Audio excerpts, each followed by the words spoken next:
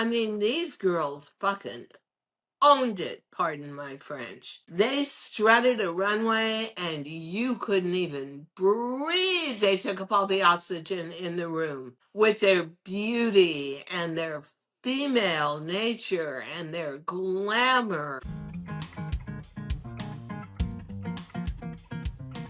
Well, hi, everybody. This is Diane Gilman, formerly known as Queen of Jeans on QVC, HSN, but now the proud host of Fashion Thursdays with Diane. And we are following the fashion mood of the moment. And we're going to contrast it to one of my favorite periods in fashion, the mid-'80s going into the early 90s. So let's begin with what I would like to term Nepo babies on the runway. Oh, yeah.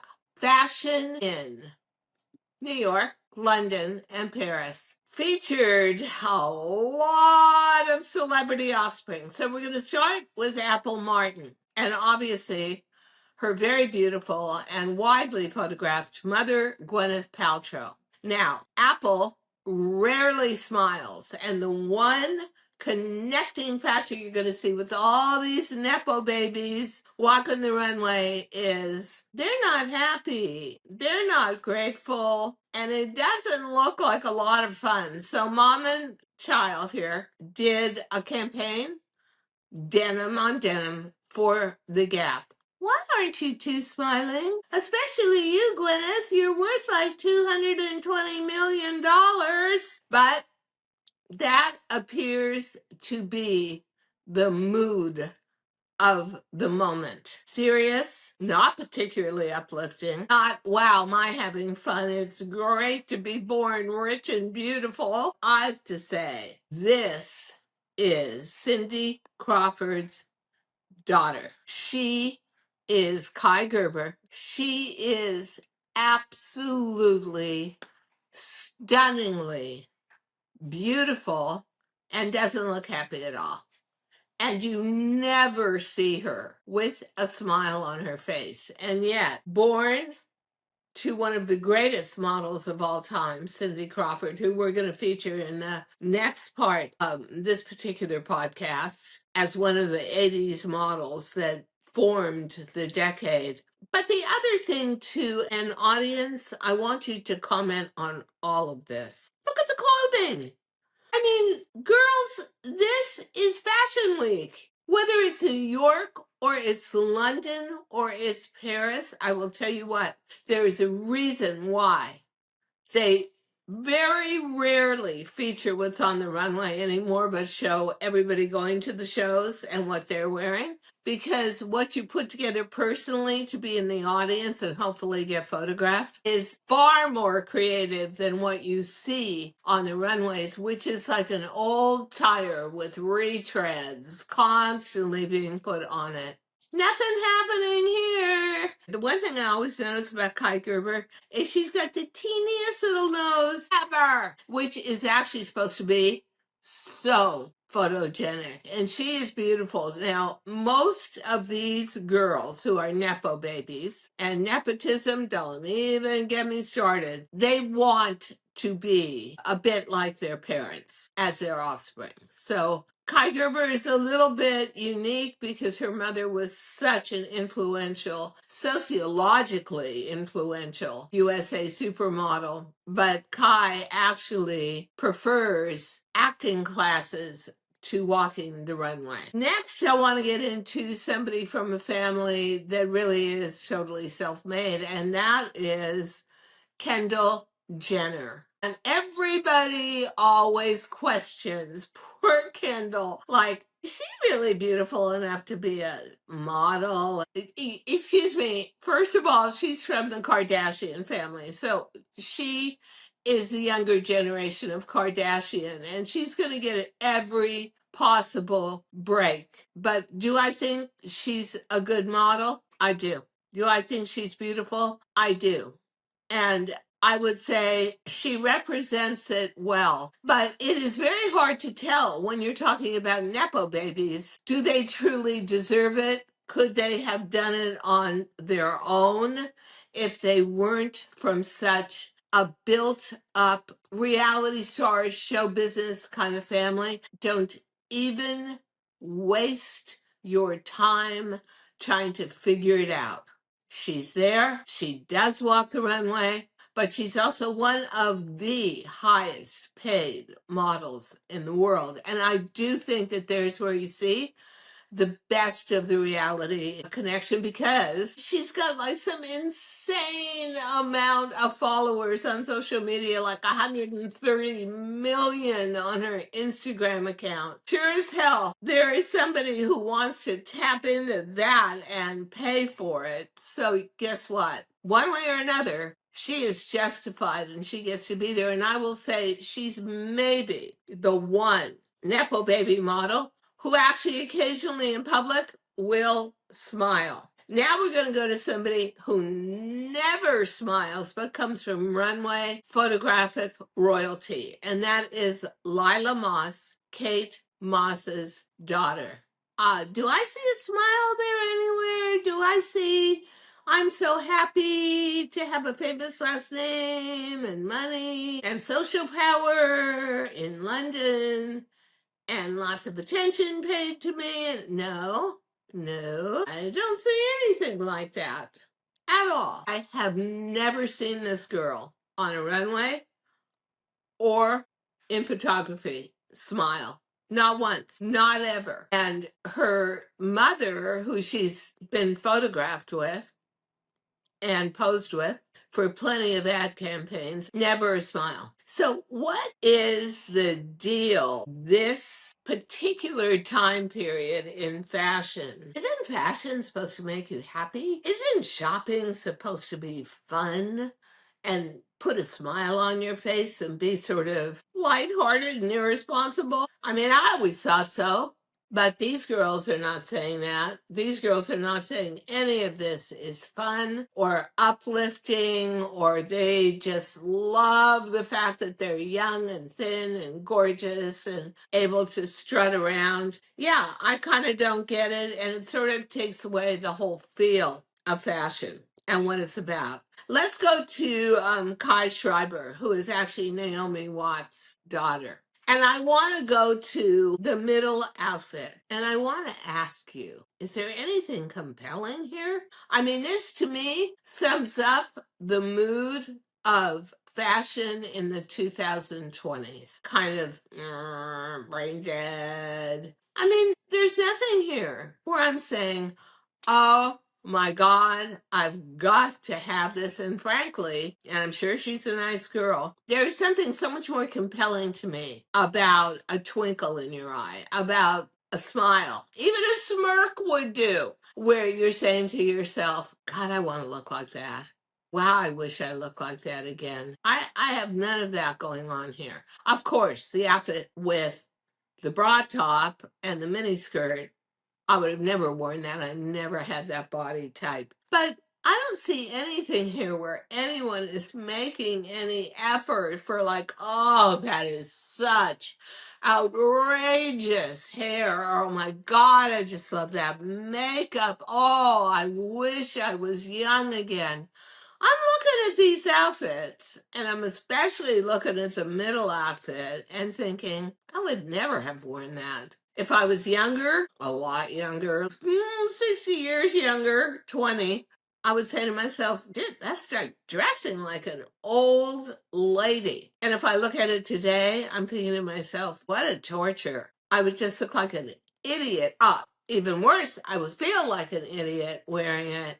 If this is the fashion mood of the 80s, which I believe it is, we're talking about subdued, ordinary, very mediocre every day, kind of silent, low keyed, and quite frankly, low energy. Where's the excitement?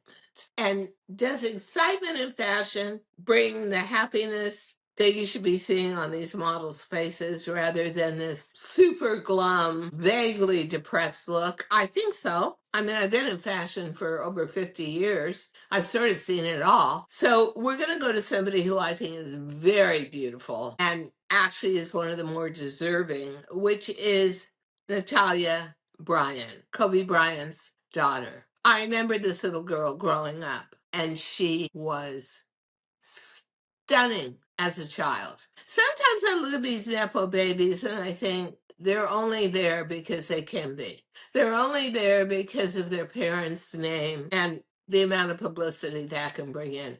But this girl, I honestly believe Natalia Bryant really deserves to be where she is. And yet I don't see a smile on her face. I have to say, I attended one fashion show this year and the models looked pissed. I mean, pissed, angry, serious, no joking around, no laughter, no camaraderie. It's stupid. Fashion is supposed to be about socialization. Look at these outfits. Really? Really? There's not even, oh my God, I've never seen that before. It becomes very, very abstract. And then there's a huge amount of rumors in the industry that magazines, Vogue and Bazaar, are all going to go down to either quarterly for a year or bi-yearly, 2 big issues a year. There just isn't the demand for it. And beyond the demand, there isn't the creativity. Come on, people. Fashion's supposed to give you energy. Fashion's supposed to make you dream.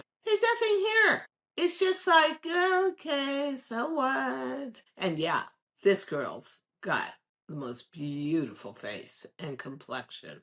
Too bad she wasn't a model in the 80s where the clothing was brash and loud and exciting and bright and creative and new, and she could have really strutted her stuff. So I want to go to perhaps one of the most privileged of all, Sunday Rose.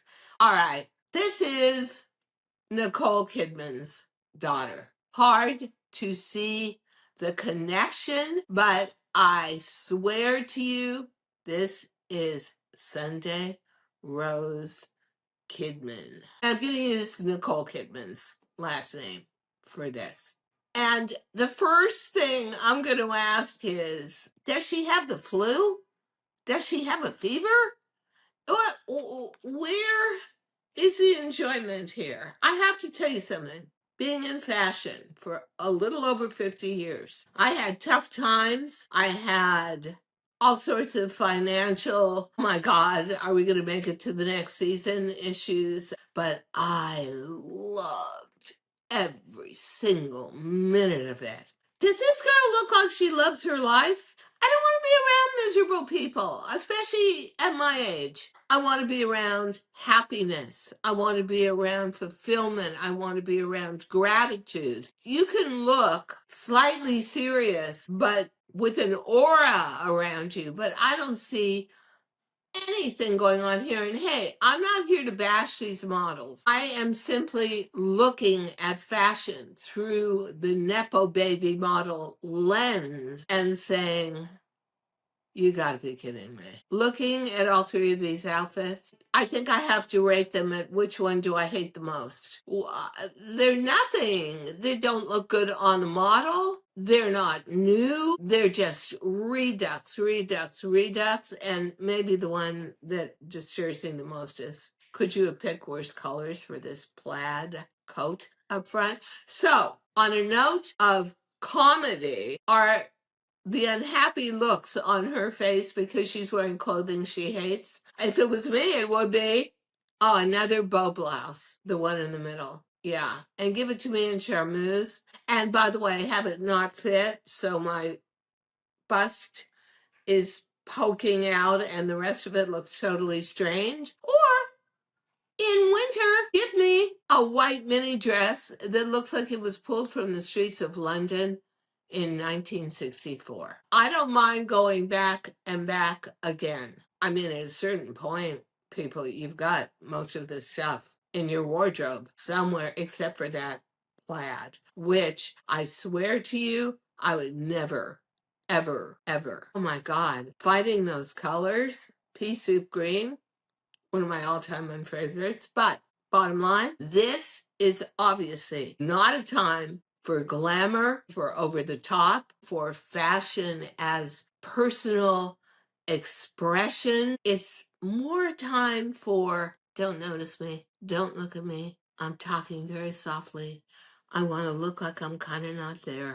And there is no real opportunity to take a good bite out of fashion and glom onto it when that is the ultimate message, because the ultimate message honestly becomes her fashion, even if it's on a Nepo baby like Nicole Kidman. And I must say, the thing that really blows me away the most here is her mother is so glamorous. Nicole Kidman has worn some of the best gowns ever, has impeccable taste, goes for dramatic clothing, and has held it magnificently together for years. And just in contrast, look at the first image with that plaid. So not glamorous. I want to get to one more person, Vivian Wilson, who doesn't look happy either, but does look tall. And let me explain very quickly who Vivian Wilson is, because this is the ultimate Nepo baby and the ultimate shocker. She is, you ready for this? Get ready. Elon Musk's son. She is trans. I think she honestly has a lot of valid visual impact, and he estranged himself from his son, who was in the middle of a transition to female, because he is not a lover of trans people. However, that's the Nepo baby part of this, which is what we see on the runways today. Now I want to get to my favorite, one of my favorite eras of fashion, the real and original supermodels. And here we go with Naomi Campbell, Cindy Crawford, Kate Moss, Linda Evangelista, Claudia Schiffer, and Chrissy Turlington. And these girls made up the foundation of visual and mood enhancing fashion, mid 80s through mid 90s. They were bold, they were dramatic, they were female, they were rock and roll, they were sex, drugs, and rock and roll. They were expressive, they were loud, they were rebellious, they were free. God, that was a fun period to be part of the fashion industry for. It was so expressive. The colors, just between two of my favorites, Versace and Dolce Gabbana, the jeweled jeans and the prints, and the whole story that was told was a story of celebration of being a female. We're going to start with Cindy Crawford. And my very favorite about Cindy Crawford was a Pepsi commercial. I thought she did an incredible job with that, but even more than that, these models were so into it, every single cell of them, that they represented what female beauty could be and the epitome of. And just look at the difference between the Nepo baby models of the 2020s and just one key model from the 80s and the 90s. She's not super skinny. She was all American. She set an amazing tone for the USA, and she could be as impactful in a pair of cutoff denim shorts and a Pepsi can as she could in a mind-blowing Versace or Dolce Gabbana gown. This kind of raw sexual energy is what totally motivated that era of fashion. And it was all about boldness. And if you got it, baby, flaunt it. Another mighty female icon of the 80s into the 90s. Look at the strength. Look at the courage. Look at the lack of fear. Look at me culture of this. I mean, these girls fucking owned it, pardon my French. They strutted a runway and you couldn't even breathe. They took up all the oxygen in the room with their beauty and their female nature and their glamour. And I'll tell you what, they also coincidentally lived the life off the runway of the story each of them was telling on the runway. I think Naomi Campbell was probably the number one purveyor of throw caution to the wind. Linda Evangelista was the chameleon of the era. One week her hair was blonde, and the next week her hair was bright red, and the next week her hair was brunette, and she played different roles for different designers. She is also the supermodel who so famously said, I wouldn't even get out of bed in the morning for less than $10,000. That's what they expected to get paid. In other words, models had always been respected for their beauty. Now you actually got paid in a respectful way as well. She was the epitome of 80s. The way she changed, the way she looked. Hair was such a key part of that, which I relate to so much because hair is such a key part of my life. So we want to go just very briefly into Gianni Versace. I'm always looking for ways to take care of my body and have it express itself through that healthy glow. And I think I found what to me is a miracle. It is called Amra. It's got all sorts of collagen. It's got peptides. It has vitamins. It has minerals. And it's just this tiny little scoop of it. I don't even take it with juice. Honestly, I just pop it in my mouth. It tastes like butterscotch. It absorbs quickly and it makes a big difference. As you age, even if you are eating correctly, you are absorbing less vitamins. That's just what happens to your body. You need a supplement that's easy to take, almost instantaneously gives you results, more energy, better looking skin and hair, and helps you form a healthy habit and start to get all the nutrients you need. That is Amra. I love Amra.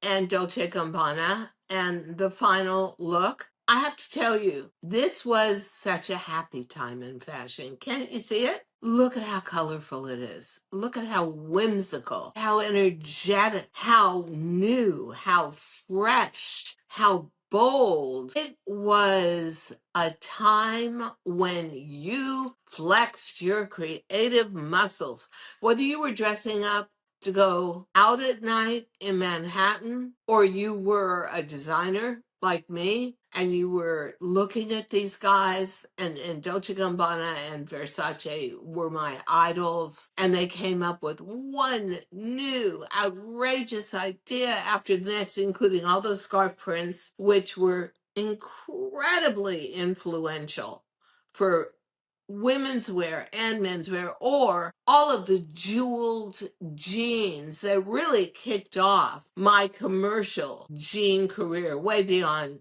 decorating jeans for rock and roll stars in the 60s and the 70s. Italy became the land of sun, the land of excess, the land of beauty, the land of great creativity, and here it all was. And this is only Versace.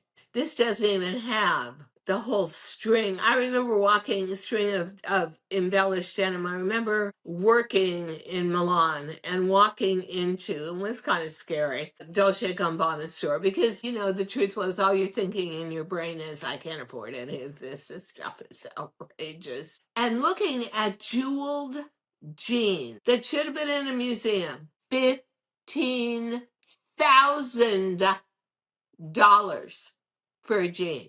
Yeah, but work of art. And the sky was the limit. And I am so happy and grateful to see an era where fashion made sense. Fashion spoke the story. Fashion was, you can do whatever you want in America as a female. The sky's the limit, and do it with joy and do it with panache and pile it on, baby. That is the difference between then and now. Tell me, write me, if you've got any great memories from the 80s or the 90s. Let me know what you feel about Nepo Baby fashion of today. The mood of the moment will always be cataloged by fashion. May you always stay too young to be old. Fashion Thursdays with Diane. Thank you so much for listening to Too Young to Be Old podcast. The episode may be over, but the fun doesn't have to stop here.